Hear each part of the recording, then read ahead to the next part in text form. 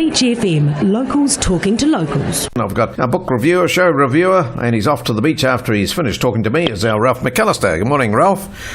And very good morning to you, sir. Sunshine is sort of peeping around, isn't it? Oh, yes, it's going to come out nice and hot again today for you, so be prepared for that. Good. And you can swim to Kapiti Island and back just to sort of cool you down. Yeah, I suspect I will just take that with a grain of salt, that last suggestion. Fair enough, too.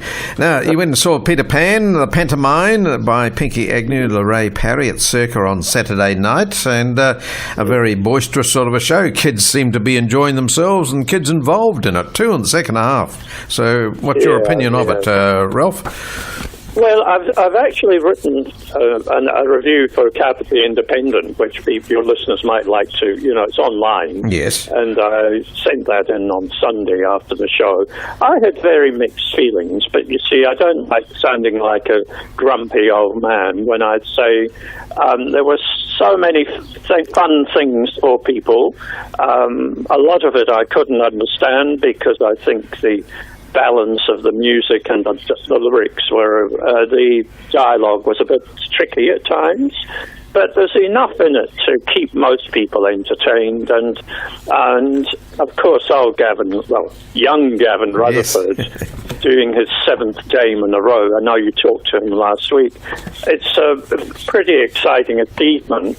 The only thing I would worry about from Gavin's point of view, and I know he wouldn't, is he's such an accomplished actor that pantomime is on a sort of one level, isn't it? You do the boisterous, oh yes he did, oh no he didn't sort of thing. Yes, and he's so skilled at it.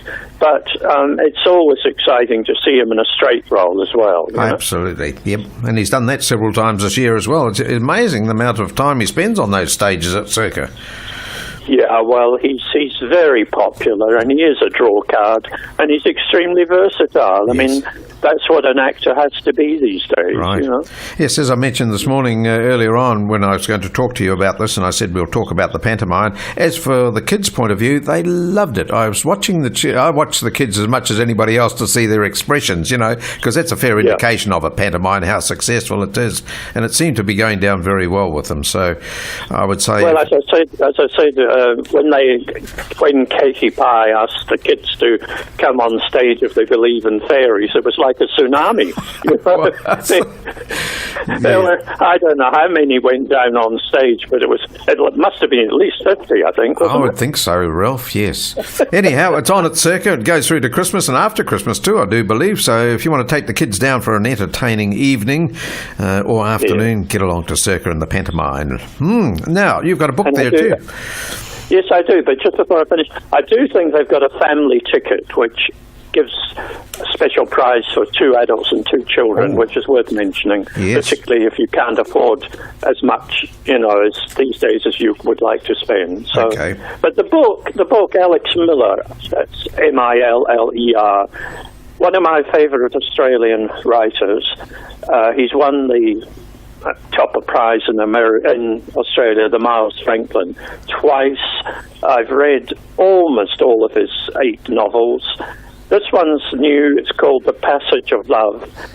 And just before you rang, I finished it, all 560 pages. It's a stunning biographical novel, if you can mix them together, which he's done brilliantly.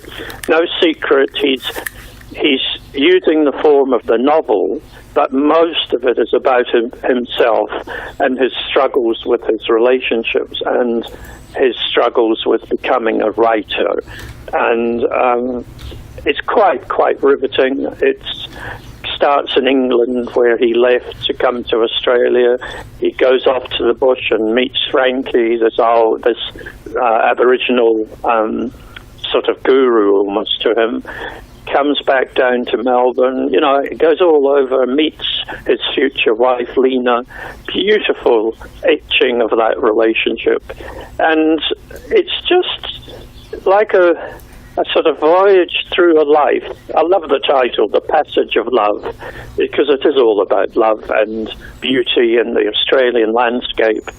And Alex Miller, as I say, is one of the best of writers coming out of Australia. And I'm just sorry, I've just finished it. I want another one. You know? I see. You'll have to read it again, Rolf. That's the only way I can get around this one. I suppose, yes. Fair enough, too. All right, so it's Alex Miller. He's won the prize, you say, a couple of times over there, the Miles Franklin Award. He has. He's won for the Ancestor game. He won Landscape of Farewell.